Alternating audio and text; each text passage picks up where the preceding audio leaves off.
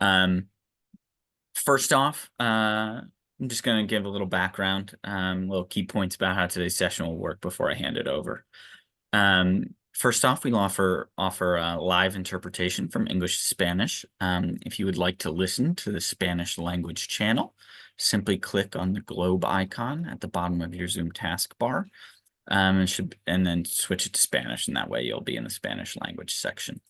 You've all been muted upon entry to this session. If you have a question for our speaker during the presentation, you can come off mute, raise your hand, or just pop it in the chat and we'll get to it as soon as you can. As with all learning events, we will post a recording of this event. Now at the series, this is the last one in the series, we're going to post them all together for all of those who have attended.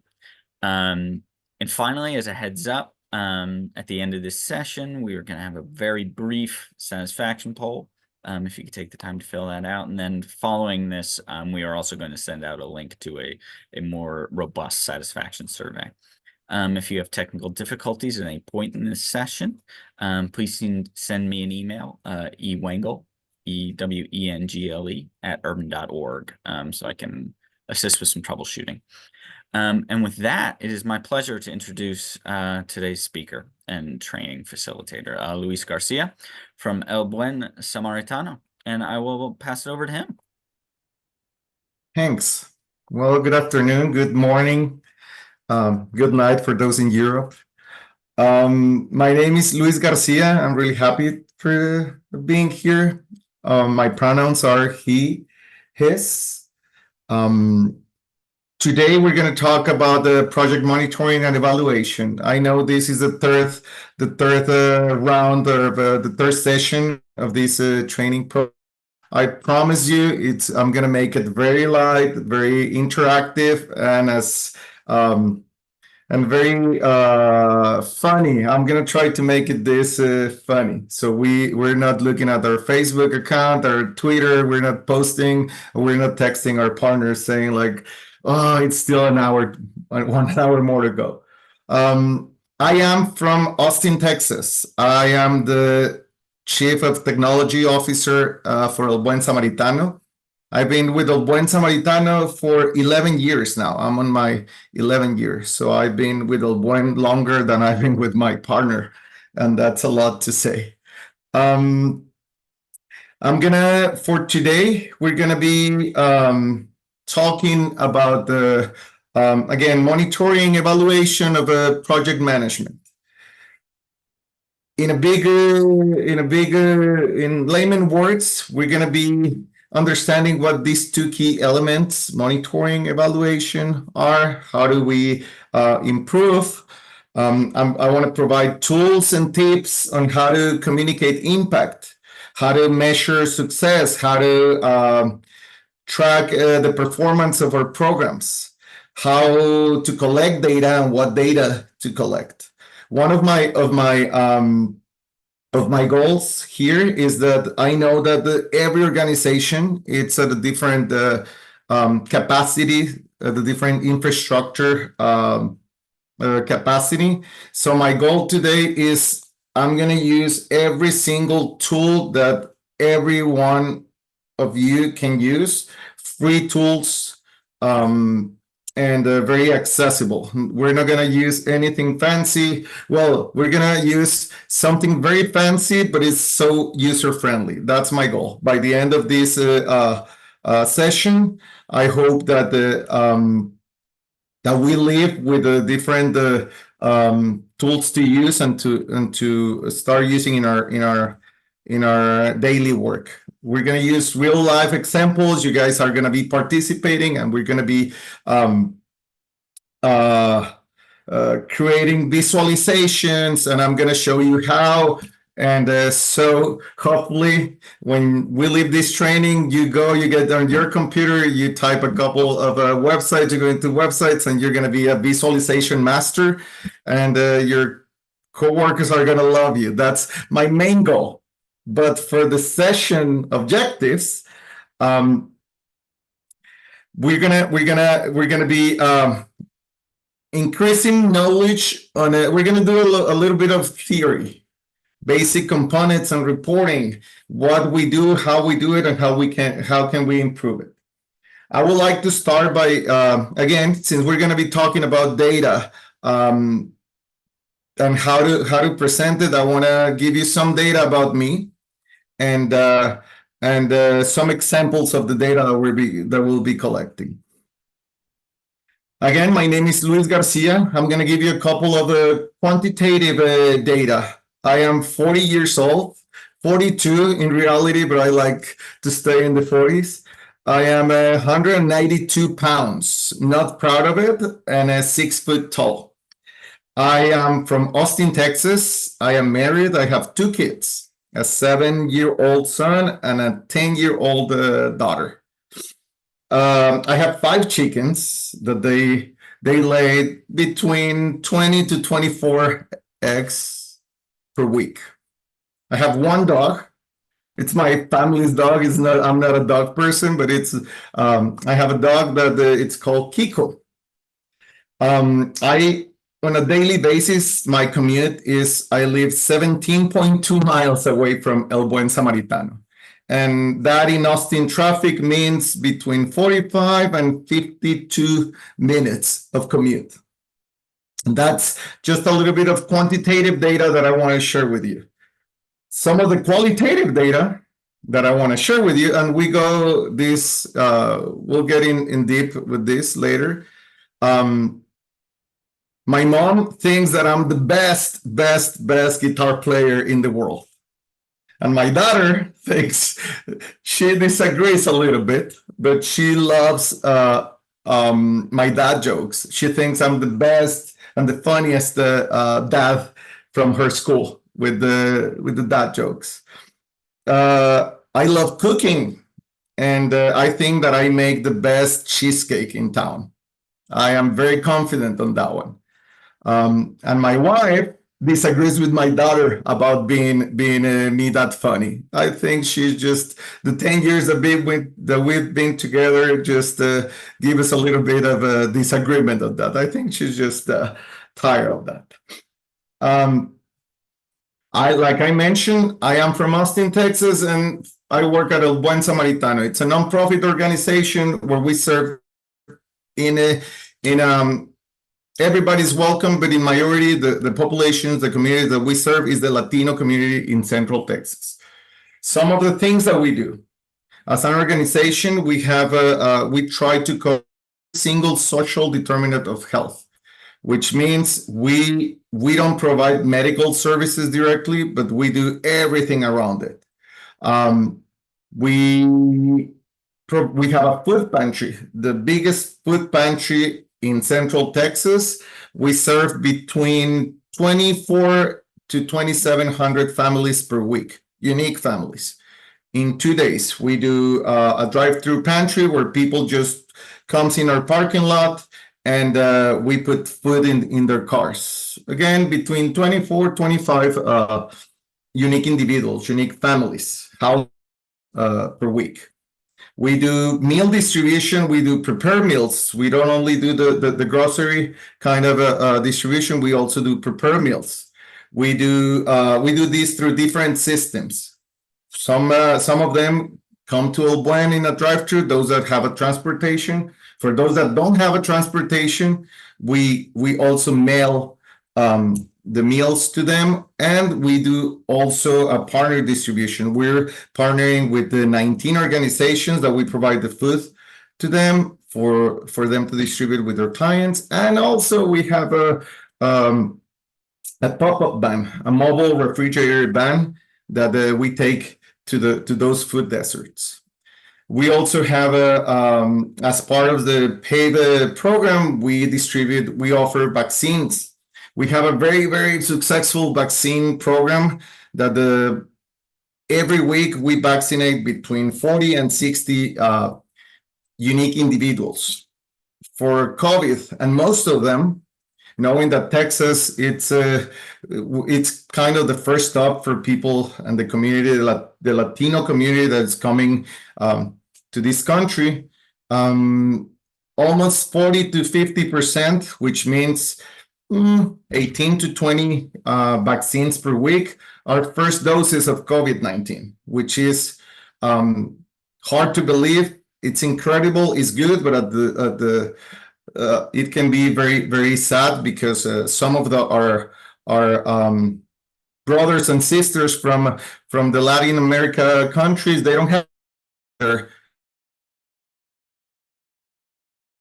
We provide that access through our paid programs and the efforts, and we have vaccinated in this period of time more than 5,000 individuals. We also provide rental and financial assistance, cash assistance for preventing eviction programs. And last but not least, we have an education and workforce development department. We are a certified training center for CHWs. We believe that CHW is the key to success. We are CHW Training Center. Most of the community members to become a CHW, and those that are CHW already, that are certified, they can become a CHW instructor. We're certified in the state of Texas to help the community get the certification or the instruction certification. That's a little bit of what we do, but the organization I belong to, our slogan kind is, we love what we do. Personally, I'm in love with the organization and with the things that we do for the community. But enough about me, enough about El Buen Samaritano. Let's get this started. As I promised, I'm gonna try to make it very, very simple and very easygoing. Some of the things that we deal on a daily basis. It is as a nonprofit organizations. It is. I'm sure that a lot of you will feel identified when one of our leadership teams or the funders or the potential funders always ask for data, either for programs that we have running or to apply for different opportunities, funding opportunities. And it's very common that for us, we always have one person in the staff that we always look at when we need to collect data or to present a report on some of the program outcomes, outputs, and these asks from funders or board or leadership. I don't know about you, but to me, they always make me nervous because, as I mentioned, I know that some of us organizations are different in size, infrastructure, staff, and also the expertise. And usually, like I mentioned, one of the employees is always the one that we assign one person that he's going to be, or they are going to be responsible for all the reporting. And usually, these are having a data person on staff. It's very costly. And usually it's very common that for us that we struggle because funders love numbers. Funders love outcomes, outputs, love the organizations that can show impact, but they don't love funding these positions. So it is like, what's first, the egg of the chicken? Because you can't have all this beautiful data if you don't have the expertise on site, but you can have the expertise if you don't have the funds to support it. So usually what we do as an organization, in my experience, what we have done at El Buen is we always look for somebody to help us with this reporting. And usually those contractors, consultants, or the people that has the expertise are a little costly and hard to afford. Because again, these positions are not funding. So long story short, when we are asked to data, we do the best we can with what we have. So part of today's presentation is let's look some other options. Let's look for, I'm going to give you some tips on how to present and how maybe we don't have the expertise. We don't need it. We just need to learn to be aware of some key elements so we can have all these presentations and reports, make them easier and with less headache.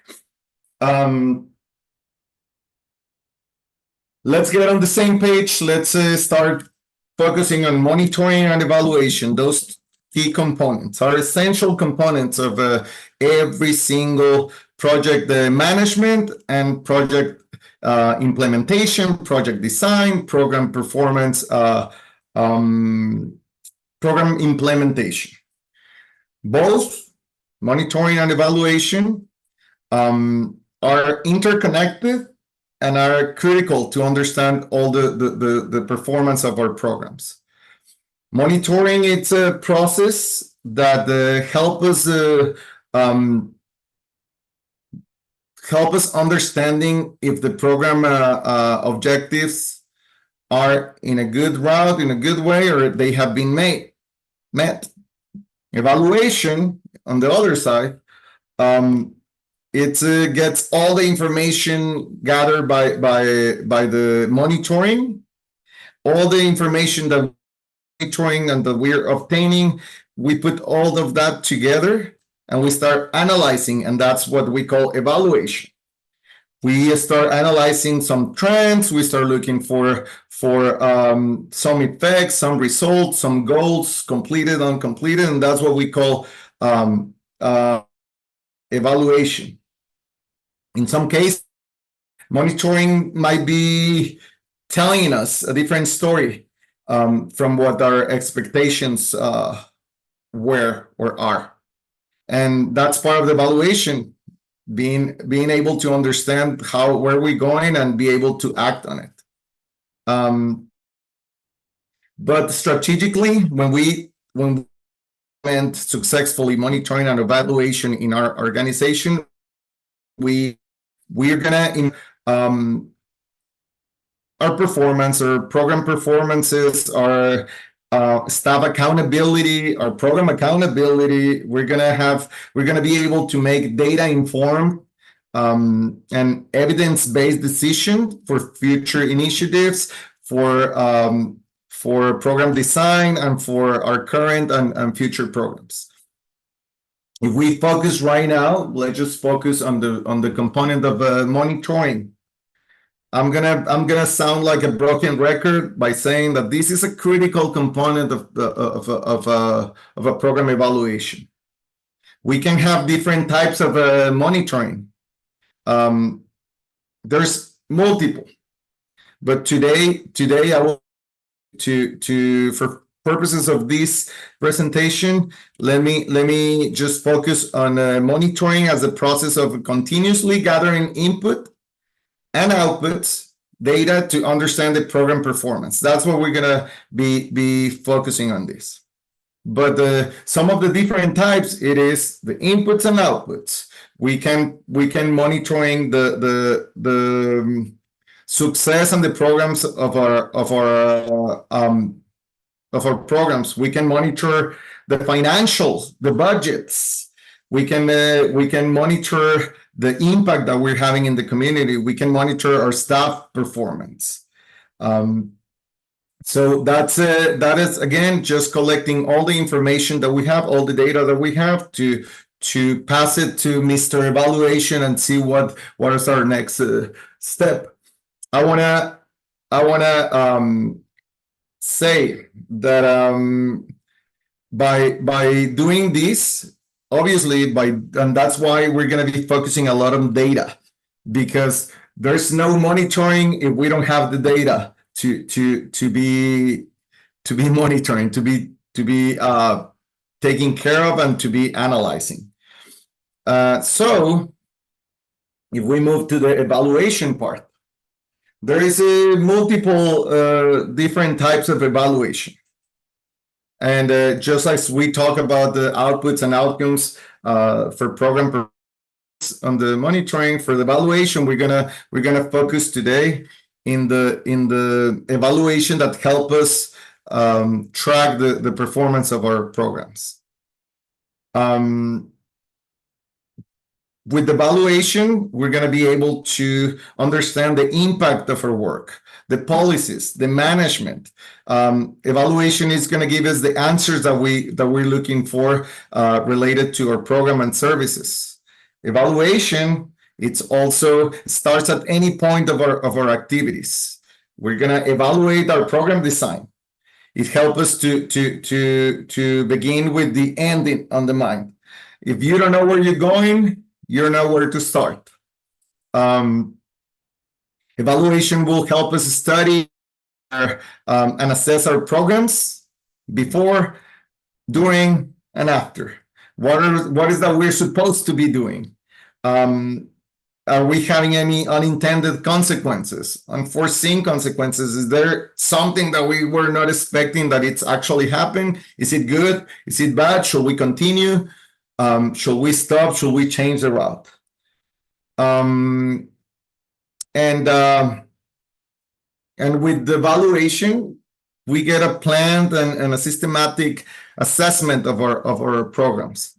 Again, we will learn if it's effective, if it's relevant, if it's efficient, if it's being sustainable, if we can keep doing this, or what other routes we should change. I'm gonna stop a little bit here, and I'm gonna ask, do you guys have any questions so far? Is there anything that you want to add? This is not I should have said this at the beginning. I want it to be clear. This is I would like to share a little bit of my experience and El Buen Samaritano's experience, but I know that we don't know everything. I don't know everything, and it's going to be just whatever. I would like for you to be whatever you can take from this presentation and put it in place at your organization that can improve your monitoring, your evaluation, and your programs will be a success. So, is there any questions so far?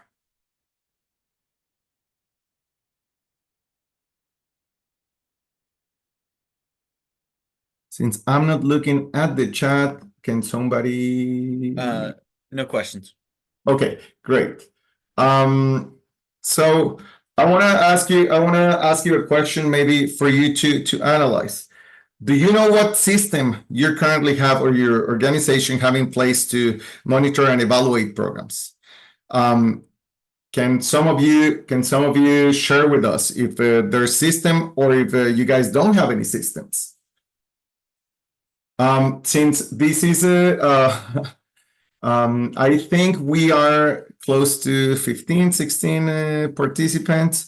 We can do it two ways. You can just unmute and share some of your thoughts, or I can randomly popcorn and I don't think that's gonna be the favorite one, the favorite option, but I'm willing to do so. We all are participating, and it's not only me the one talking. So anybody at your organization, do you have any place that are currently monitoring and evaluating your programs? Carol popped in the chat, efforts to outcomes database, ETO, and focus groups. Great. Are these do you have any successes, Carol, that you want to share? Are these systems that you have in place, do you think that they're being successful? What kind of challenges you have? I would say the quality of data. There are places in the database where it's open-ended questions, and that's hard to quantify. For example, we ask about people's insurance, and there are probably at least 100 different answers that people put in, whether it's Medicare, Medicare managed care, Medicare through Fidelity, Medicare through Aetna. I mean, there's just no way to run a report and see who's insured, what insurance do they have, and have it come out without 2,000 different responses. And that's assuming that you're typing there's no data deficiencies or data collection deficiencies, because if it was me during the data collection, I will do the Medicare and Medicaid sometimes and Medicaid, and it's probably the same one, but I can spell it in at least 7 to 8 different ways. So yes, that's a Yes. very, very common challenge.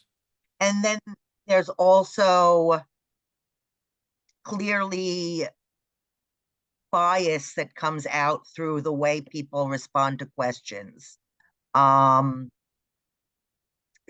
people accept client doesn't want to talk or prefers not to say, and all of their stuff says that, whereas the same physician in the same building never says that. Of course. Well, thanks for sharing, Carol. Mosi, I'm probably not pronouncing your name right, so I apologize for that. Oh, you're doing great. It's Mossy. Very Mosi. but I accept Mosi actually. So my question is, we have external evaluation help. So we're grant funded, so we have an evaluator with the CDC. We also have an evaluator with the State Department, since I'm a county employee. And so this question is asking about internal evaluation. Is that correct? Correct. I mean, Okay. internal, external, do you guys have something in place? That was basically the question. And Yeah, our state evaluator tends to help with the data collection and monitoring for those reports, which feeds into our other reports. Although we do having some kind of internal evaluation just for the team, I think would be very helpful, so that our state evaluator isn't having to try and track down everything. And I think a lot of our good work is getting lost because we don't have like a clear internal monitoring system, other than by each project's lead kind of mishmash. So this is very interesting. Thank you. Yeah, thank you for sharing. So, and like we mentioned at the beginning, sometimes the staff that it's involved, the staff that it's actually interacting on a daily basis with our clients, they know what we're looking for, and an external person, not necessarily it's having that daily interaction, and that sometimes is not necessarily the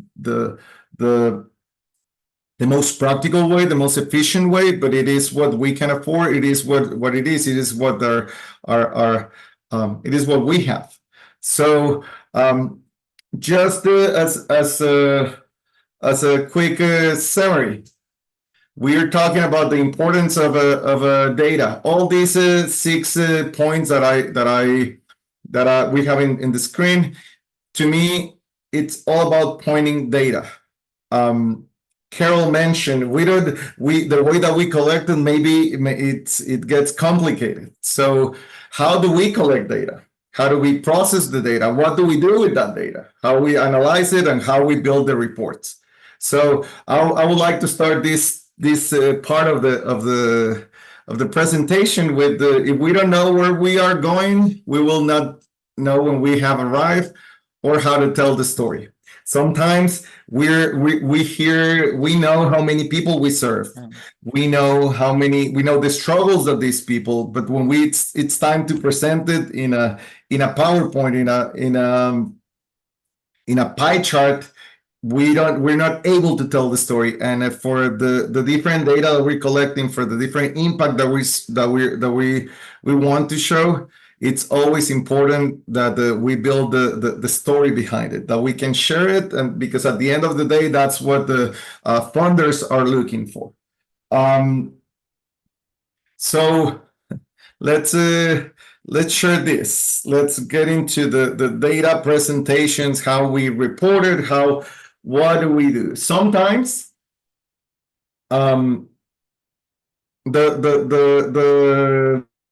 we need to I would like to mention some of the different types of data that we can use to communicate impact.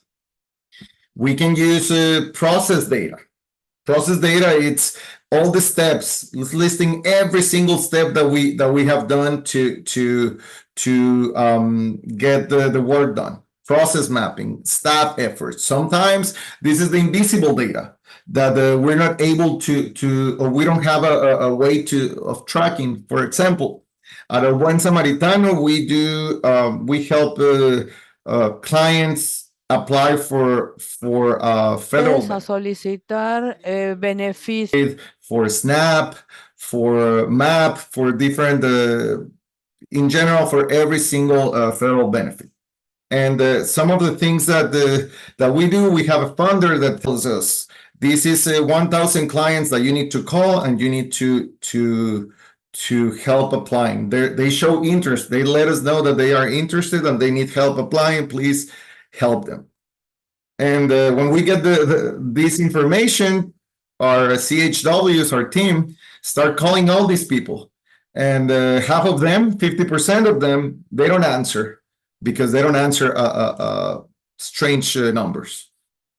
Out of the 50% so we're down to 500. Out of those 500 that answer the call, 400, 100 was the wrong number or disconnect, wrong number. The person, it was not the one that we were looking for. So we're down to 400. Out of those 400, only 100 is interested in applying for the benefits. And out of that 100, 25, only 25 people qualifies or has all the documentation or shows up to the appointment to help them navigate the application. So when we go back and we report to the funder that gave us 1,000 people that he was interested in according to them, to receive apply for benefits, how are we supposed to show only 25 applications? And this is part of the process data. And this is something that we start thinking about, and now we start collecting this information and being able to track it. So we say, look, 50% of them, they didn't answer, and we call them 6 times. So every call, and we send this amount of text messages, and we do, so that's a process data. We also have the qualitative data. Like I was mentioning earlier, those are the stories. Those are the pictures. Those are the videos that we have. Those are my daughter thinks that I'm the best dad in Austin, Texas, just in Austin. Quantitative data, it's numbers, graphics, pie charts, maps.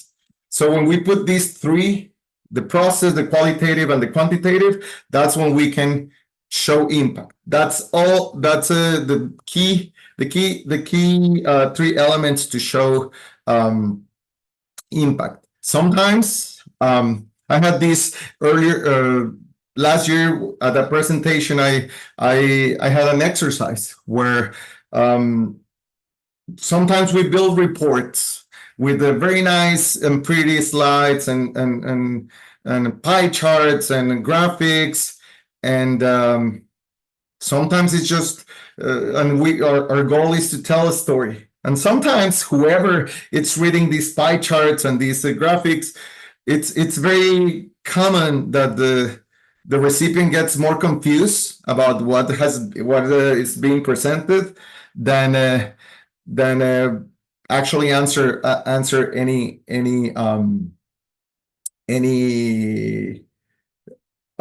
answers or questions that they have.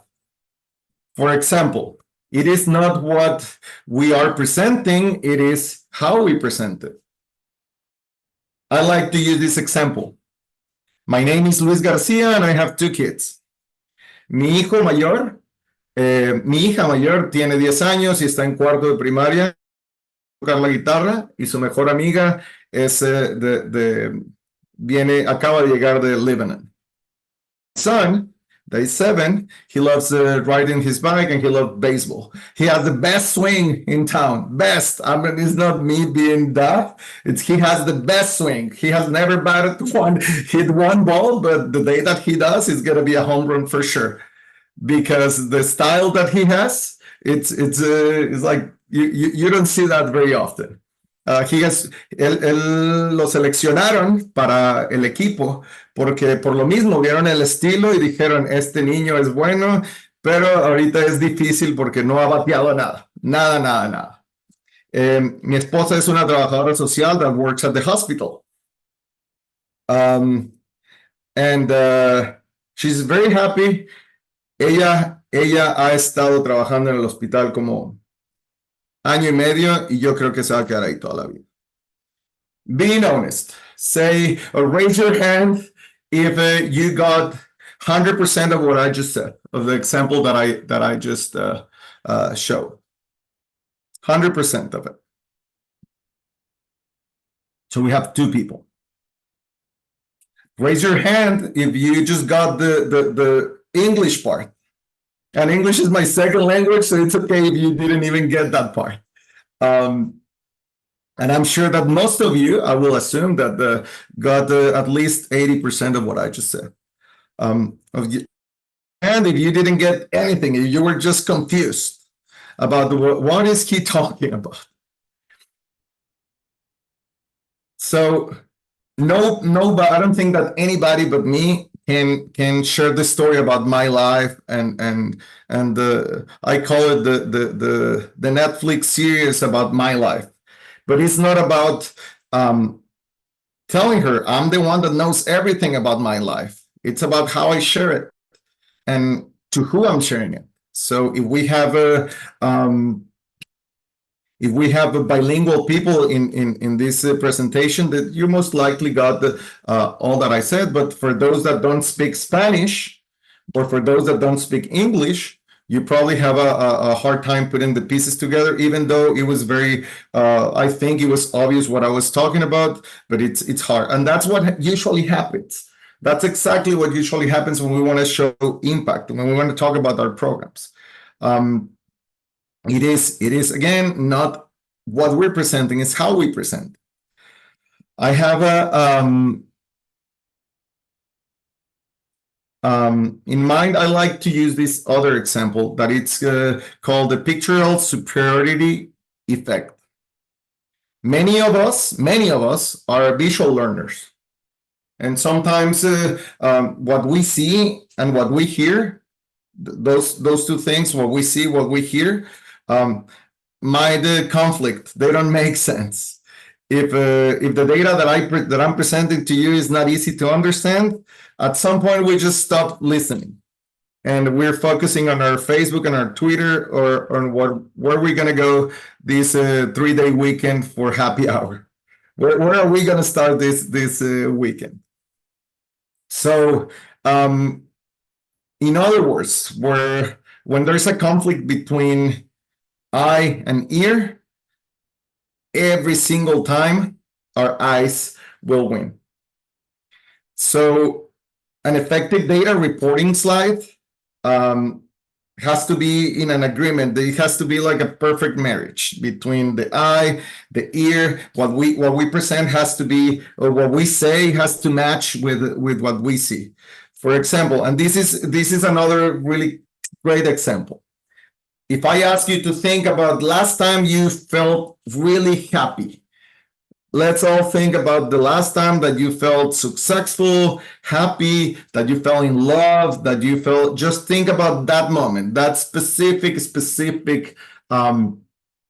moment, that last time that you said, this is me, nothing else, I can die happy tomorrow. And I'll give you to think about it. And as a data person, I'm actually counting the 20 seconds in the back of my mind. And I would like to see, and without knowing everything, because if I knew, I will have bought a Powerball ticket and I will be some millionaire living in some fancy beach. I think that I will say that most of you thought about an image, a picture, the moment you saw your partner, you saw the beach, you saw your kids running, and that's what we thought, because most of us are visual. maybe a few of you thought about the coffee smell, the smell of coffee at 7 a.m., 6 a.m., and that's when you feel really, really happy. Maybe some of you thought about that voice, your partner's voice in the morning saying, "Good morning, love," and that's what makes you happy. But I can guarantee that most of us thought about a picture that we see, and that's how. That's just to prove that our brain usually starts from the pictorial effect. And then that's when we start talking about the graphics. How do we present the data? How many of you vote for the default one, the pie chart? How many of you think that that's the best way to go? Or how many of you like the picture on the left, the data art? If you put in the chat, you can vote for one. You say default or data. I want to see. I don't want to make a poll, but if I'll welcome all your responses. Which one you think that is more effective?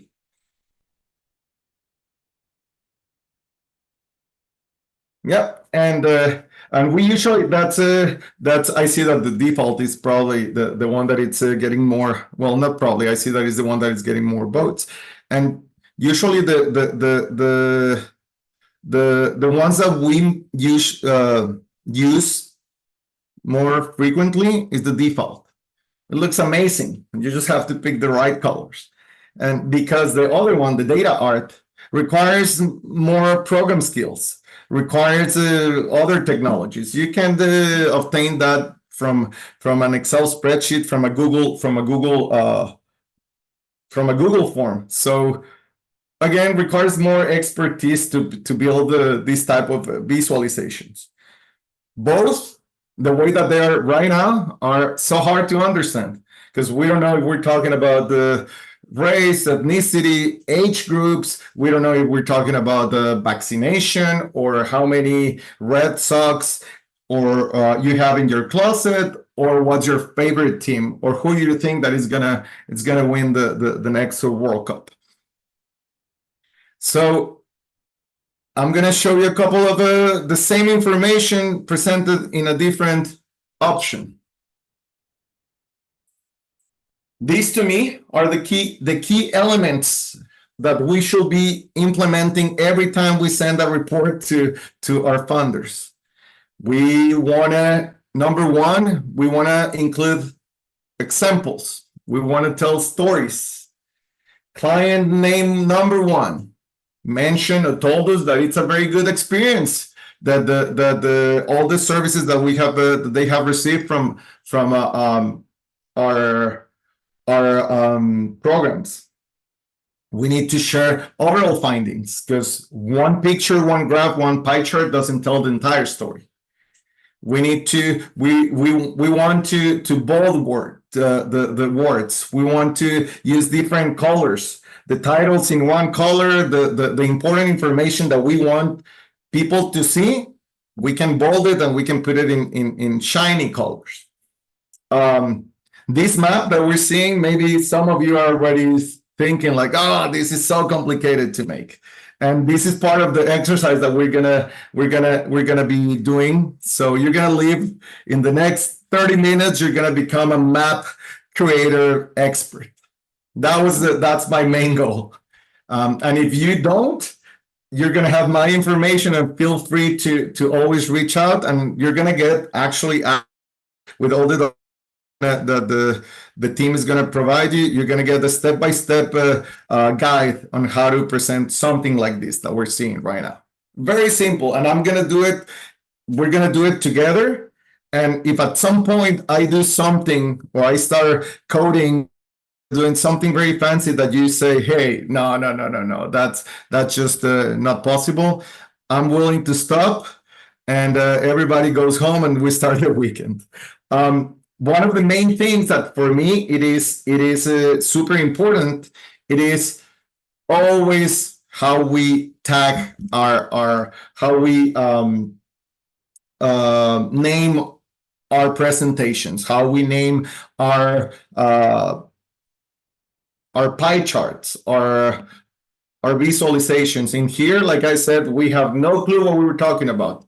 In this one, we know that we're talking about an equity and access map, El Buen Samaritano and its partners. We're talking about vaccine distribution. It will be easy after reading reading what the tags are on the top right, that where El Buen is. I think that El Buen, for me, is where the black star is. And I know that every single yellow area, it's an area where we have distributed a vaccine, or we have a vaccine recipient. And also, I know being distributing flyers or calling people or knocking at doors in those areas that are with the squares. And this is possible by, again, we're going to use to do this as a team, or I'm going to do it in front of you. And again, you can practice this after this meeting, but we're going to use it with tools that are free and that are accessible and that you probably are already using, such Google Forms, such as Microsoft Forms. And we're going to use one visualization tool that it's called Tableau. And Tableau, when we use that, we get sometimes, me personally, I get anxiety when I hear about a new tool that we need to use. I just block myself, and I think automatically I think it's so hard, I'm never going to be able to use that. So I had a teacher I'm a software engineer, and I have a teacher in the fourth year of my college, and he told me one time, because he wanted us to learn how to use a tool, and I didn't want to use it. I was doing everything manual, and he told me, you are like I figure you are like the prehistoric man. When the wheel was invented, we'll be pushing rocks in a wheel just with minimum effort. And since you are against learning new technologies, I see yourself just pushing the rock and pulling the rock and pushing the rock. So by the time that others using new tools have distributed or have moved 10 rocks, you're there with your first one. So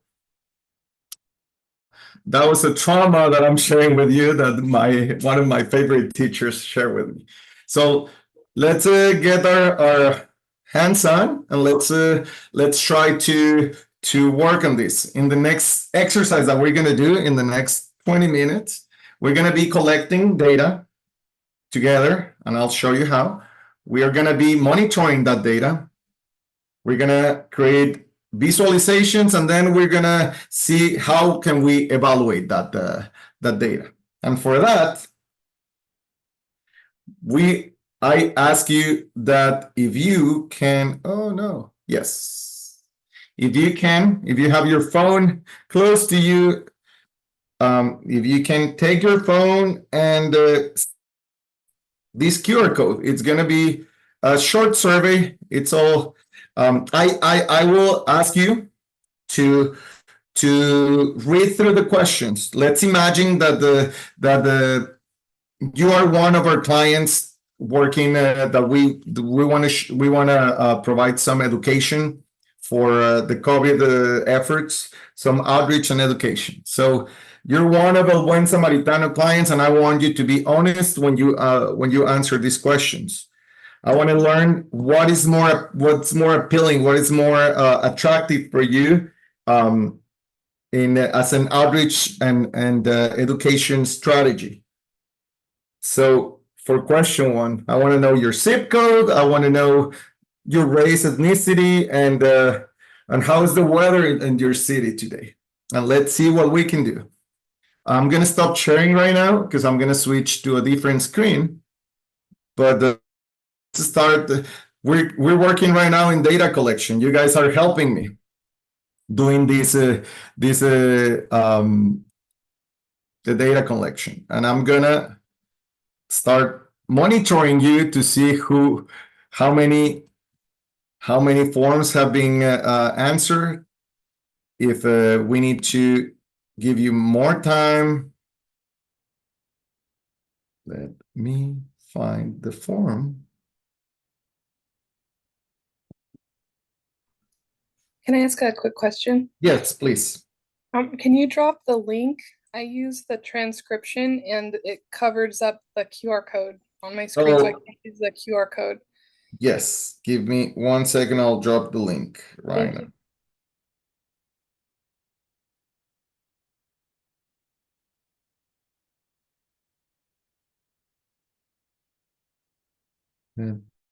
And put it in the chat.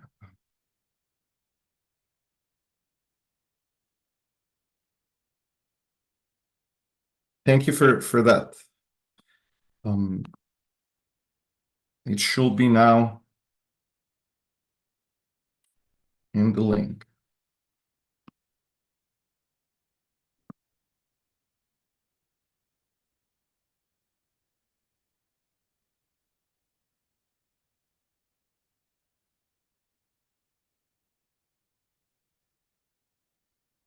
And I'm gonna give you guys a couple minutes for you to complete it, while it gives me time to also complete mine.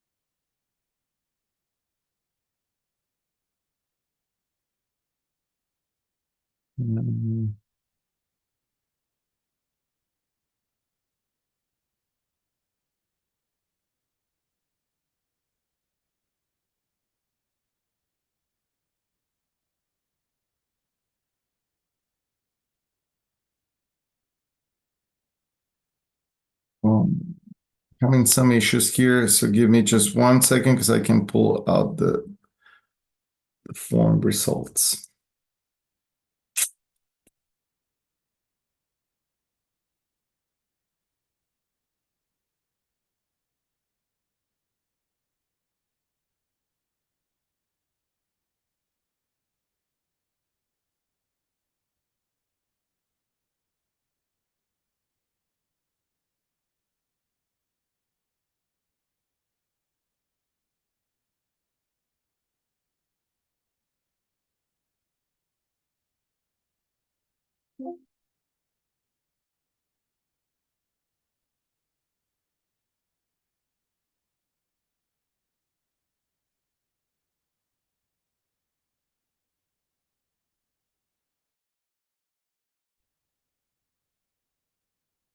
Okay, I got it.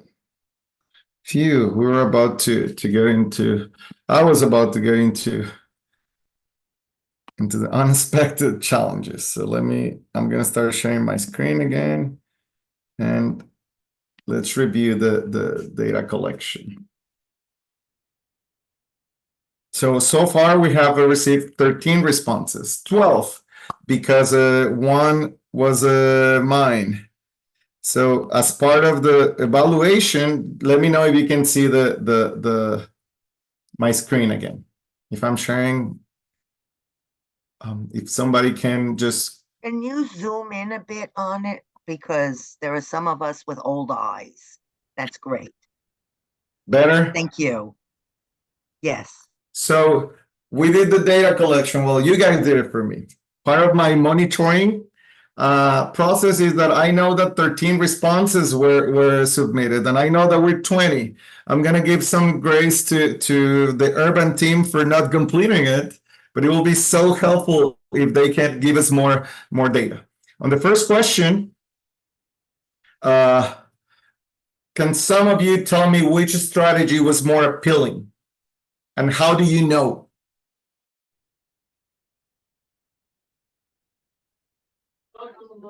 I think the strategy for the anonymous short survey was most appealing because you get an incentive at the end of, or you're put into the raffle to win an incentive. So I think that one is definitely the most appealing. And And, you can see by the 70%. pie chart shows very clearly Yeah. that the blue is the largest area. It's almost 70% of the responses. So with this monitoring, we can say, oh, wow, look, 70%. So let's go. That's how we do it at El Buen. We learn from the community. We ask assessments, and we said the incentives, incentivizing people to participate, to do some kind of become enrolled to our programs are the best way, and that's how we did it. Now, who can tell me on the zip codes? The 78745, I apologize, I'm lying there, it was me. So what is somebody that can tell me something about this zip code graph or visualization? What story can you tell with this zip code?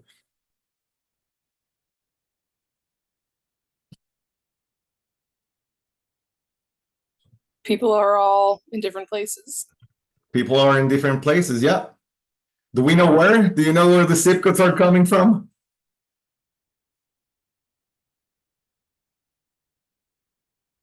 I don't think so. We can get that fancy. How about this? We have the majority of the 13 people that answered this question identifies themselves as white. We have out of the 13, we have 2 identify as Latino, 2 Black or African American, and 2 Asians. That is a little bit of that is what I call the diversity. I love the graphic, and this is how the weather is in your city today. Nobody has snow today. Well, I was mentioning earlier, I'm from Texas, so I wouldn't be surprised if we get snow today. Right now, we're at the 80 degrees, but who knows? So at this point, are you guys familiar with a Google form? Is this some technology that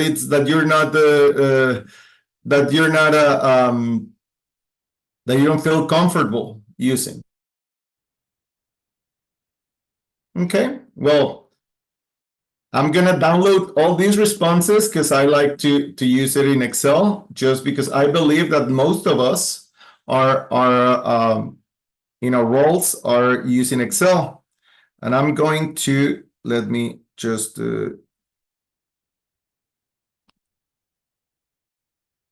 now that I downloaded this form in an Excel format, I want to show you how an Excel spreadsheet looks like.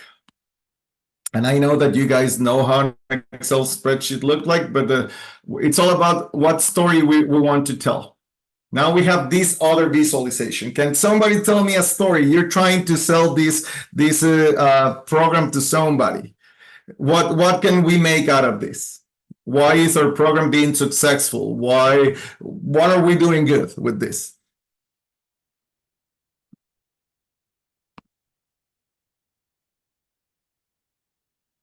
Now, Looks like the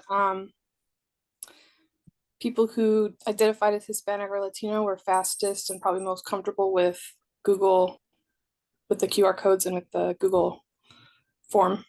that's a great evaluation. That is an amazing evaluation. What I was thinking is it's like maybe the rain. People is so concerned about raining outside that maybe they're looking through the window and it took longer for them to complete the application. But I love your evaluation. Thank you for that. In here, the only pattern that I see that it's easy that caught my eye was the iPhone 15 Pro. Again, I'm the chief of technology of our organization, and I love my iPhone 4 for my iPhone 6. So I will definitely enroll I will pick that one too, just because to update my phone. But then let's go to this. And again, you guys are going to receive all the steps. There's a software, a program called Tableau that it helps us to do visualizations. I already have an account, and for a matter of time, I'm already logged in, but it is a free, you can go to public.tableau.com and create an account. And then after you create an account, it will take you to this page. In this page, we're gonna be, and let me just show you how I signed in. I didn't want to sign in because Tableau is very secure and it always asks me to verify. And this is a little bit time consuming, but let's approve this. Okay. Here's where the fun starts. If you feel that I'm gonna do something that you don't know, or I'm speaking German or anything to you, please feel free to jump in and tell me, no, that is definitely not what I'm doing. I'm going to start on the top right, a new workbook. And as you know, we have the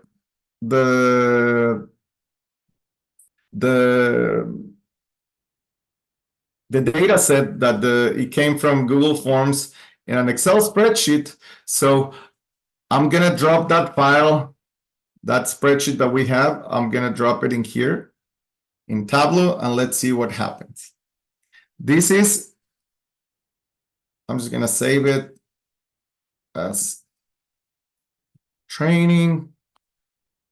And then we have this amazing dashboard that it was created for us.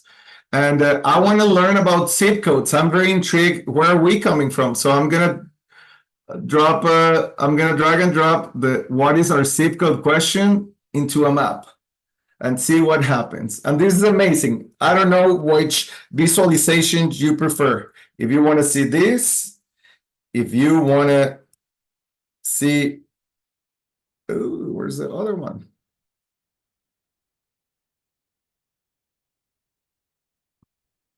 If we want to see the Google Maps, this other visualization about zip codes, or we want to stick with this one. This to me tells me a story that we're all over the country, and I love that. And I'm just gonna give a little bit more of a color to this map because I want to see the streets where we coming from. So these are the places where we're coming. We have Austin, we have Portland, we have Lincoln, Nebraska. We are coming from Pittsburgh, from Alexandria, and from New Jersey, and Huntsville, Tennessee. And excuse me if I don't see other. So since to see everything very clear, I want to give the zip code. I want to give it a little bit of color. Now we know which one is we know that 101, that's probably a fake one, but 78745, it's a green one, and we have it here. And we have the Austin. So this type of visualization tells me way more stuff. But also, I want to know, I'm just intrigued about the weather in these cities. So again, if I drop the weather into the map, maybe we're gonna find about what's the weather like in the different zip codes. Sorry, I was playing around and now I can go back. Okay, let's play the weather. Where was the weather? Here. And I want to have a filter for the weather. And I want to know every single weather. And let me show the filter and let's see. Cloudy. We know that it's cloudy in Oregon, in Jersey, and in Maryland. Rainy. Let's see who's enjoying the rain in South Carolina. Sunny, of course. For the next 45 minutes, it's going to be sunny in Texas, in Nebraska, in Alabama, in West Virginia, and I think I saw another one. No, I didn't see another one. So these type of visualizations are the ones that these type of tools, because I know that we're running out of time. This is something really cool that nothing wrong with Excel spreadsheets. Nothing wrong with the Google Forms and pie charts. But sometimes it's easier to understand the data that we're presenting when we learn how to use a different tool. And again, all that I did, it's to use a website that helps us doing that. You're gonna get into your package. You're gonna get all the instructions to learn how to play with this tool. Once that we're evaluating at the beginning, I mentioned when we're evaluating, we might learn something that we need to monitor different. I believe Carol was mentioning about the multiple options that when they collect data, they get a lot of multiple options. So that might be helpful. And if we change it to yes or no questions, that might be solve the problem. If we start asking, do you have Medicare? Do you have Medicaid? Do you have SNAP? Do you receive anything? Rather, of learning about once we evaluate what the responses are, once we monitor, maybe we'll be able to change to very specific questions that will prevent the 100 different multiple variables to build a question. Maybe we're not even asking about the zip codes. And this is a proof how zip codes can be, just asking a zip code from our clients can be very powerful. Maybe we're not asking about maybe we're asking about age instead of date of birth. So today running a report will be very, very specific and very accurate, but next year when we run the report, it will be all eyes because we know that I'm 42 and I won't be 42. Well, I stay at 40s like I mentioned, but next year I won't, unless you're me, you won't be 40, you won't stay on 40 in the same age. Any questions so far?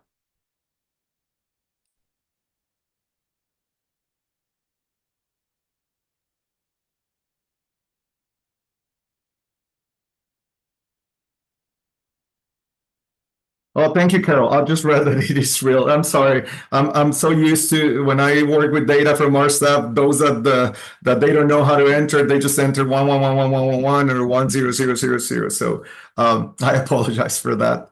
And yes, Carol, you get you were entered for the raffle. For time purposes, we won't be able to do the raffle here, but one day I'll let you know if you won for sure. I'll stay tuned. And for SurveyMonkey, this was just an example. This was just Google Forms. But it can be a CRM that you have if you guys use Apricot, Salesforce, any type of CRM. Every single one nowadays gives you the capability to download the report in an Excel spreadsheet, in an Excel or CSV form. Either it's a SurveyMonkey, either it's Microsoft Forms, Google Forms, whatever form you want to use, Magic Forms. You always have the technology now always takes you to an Excel spreadsheet, and sometimes working with Excel spreadsheet and building the graphics or the visualization from the Excel spreadsheet, it can be very, very time consuming and it can be a headache. So that's why we have these new tools that think about some ways that you can implement this in your daily work, but I guarantee that being able to have to build a visualization will help you a lot when building, understanding your programs, understanding the performance of your programs, and also helping evaluating and improving the programs. And yes, so let me go back. Since we don't have any other questions, let me just close with this, and by saying that we know our data considerations, and as it relates to nonprofit organizations specific, there's always a spectrum of the infrastructure, capacity, expertise, and like I mentioned, we don't always have the luck to have a person dedicated to do monitoring evaluation, and it's always challenging to demonstrate, to communicate the impact. But most of us are required to do it. So there's always good to have one person. So I will recommend to always pick one person and submit and take them to trainings. It's not a we can make it very easy if we learn the key things that we need to implement in our reports, in our presentations. Once we understand that every report has to be labeled the right way, we can add stories, we can change colors. These will make things easier. It's important to have as an organization data governance, a data culture. Everybody in the organization should be familiar with what we collected, why we collected. So if you have a time to have an all staff meeting and put everybody and go over the different roles, the different data sets, the different surveys, the different tools that we use, it'll be great and it will help you grow as an organization. I was sharing earlier, to me, it's a pleasure. It's my passion to talk about the data. So if you guys have any questions in the future, please feel free to reach out. I'm gonna drop my email in the chat. And if you don't have any other questions, it was a pleasure for me to be here. Thank you, the Urban team, for inviting me. And again, feel free to reach out via email if you have any questions, and I would love to connect with you to follow up on this.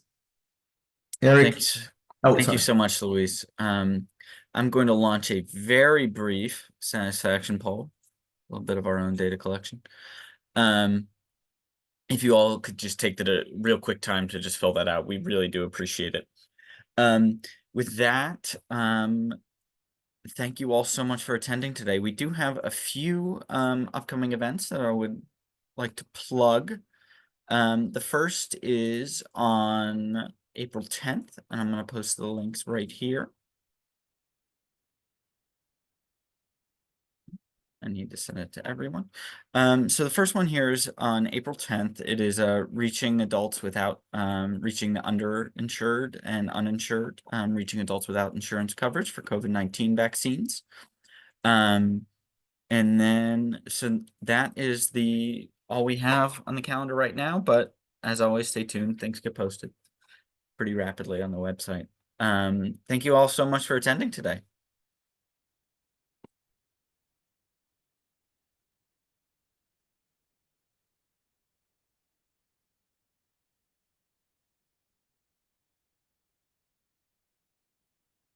Take care, everyone.